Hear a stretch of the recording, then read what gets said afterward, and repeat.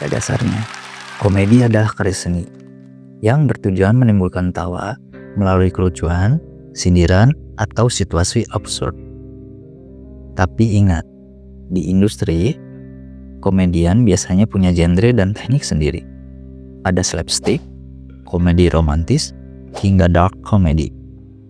Dan ada satu lagi, yaitu satir. Komedi yang menggunakan sindiran tajam untuk mengkritik. Disinilah masalahnya.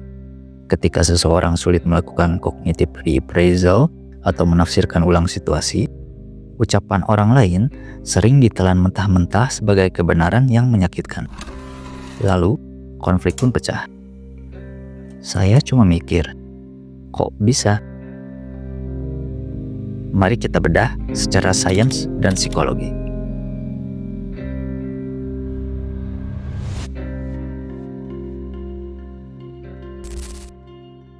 Sebelum jauh, coba tanya diri kamu, buat apa sih nonton komedi? Kenapa kamu rela beli tiket mahal buat nonton konser atau film horor? Padahal kamu tahu bakal takut atau lelah. Intinya satu, kamu ingin terhibur. Selain musik, komedi pun punya genre. Kalau kamu suka yang absurd, ada Frimawan. Katanya Om Indro komedian legenda, tapi nggak punya ini. Nggak punya rambut.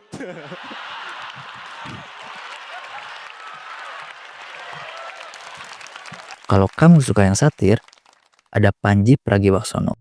Sosok yang memulai karir sejak 2011 dan baru saja memecahkan rekor 10.000 penonton di pertunjukan mensrea. Tapi sayangnya, jokes satir Pandji justru berujung ke ranah hukum. Ia dinilai menghina dan berpotensi memecah belah bangsa. Masalahnya jelas, ada yang tersinggung. Gua kasih lu sesuatu, tapi lu kasih gua sesuatu lagi. Emang lu pikir kenapa NU sama Muhammadiyah bisa ngurus tambang? Kenapa kira-kira? Karena diminta suaranya, gua kasih sesuatu yang lu suka. Happy lah. Ormas agama, ngurus tambang, happy lah. Dan biar kita adil, sebenarnya nggak cuma ormas Islam aja. Semua ormas agama ditawarin. Tapi agama lain nolak. Ormas Islam, alhamdulillah rezeki anak soleh. Kata dia kan. Masa ditolak? Hah, ini pasti karena aku rajin sholat. Rezeki anak soleh nih. Fenomena tersinggung bukan sekedar baper. Dalam dunia sains, ini adalah social pain atau rasa sakit sosial. Secara neurobiologi, otak kita punya keterbatasan unik. Otak kita nggak bisa bedain dihina sama dipukul palu. Bagian otak bernama anterior cingulate cortex aktif saat kamu tersinggung. Persis seperti saat jempol kaki kamu nggak sengaja terpukul palu. Lalu, amigdala memicu respon fight or flight. Jantung berdetak kencang, wajah memerah, tubuhmu merasa sedang diserang secara fisik. Secara psikologis, tersinggung terjadi karena adanya ancaman terhadap ego. Menurut cognitive appraisal theory, emosi kita muncul bukan karena peristiwa itu sendiri, tapi bagaimana kita menilainya.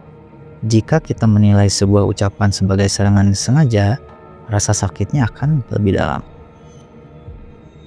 Lalu ada sociometer theory. Harga diri kita bekerja seperti alat pengukur. Rasa tersinggung adalah sinyal bahwa skor sosial kita turun.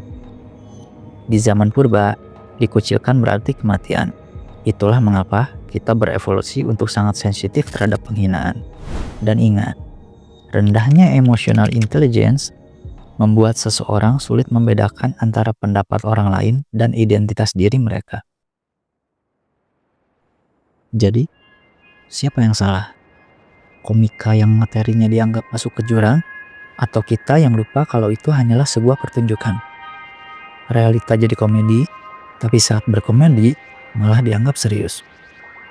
Bukankah kita hidup di negara demokrasi? Wacana kritik harusnya tetap dibangun sebagai budaya berdemokrasi. laporan soal Panji yang kemarin di Mensria, tanggapannya apa Mas? Gak usah lapor-lapor lah. Kritik evaluasi itu biasa. Mungkin pelapor itu benar demi menjaga kehormatan. Tapi kita juga diingatkan oleh sejarah.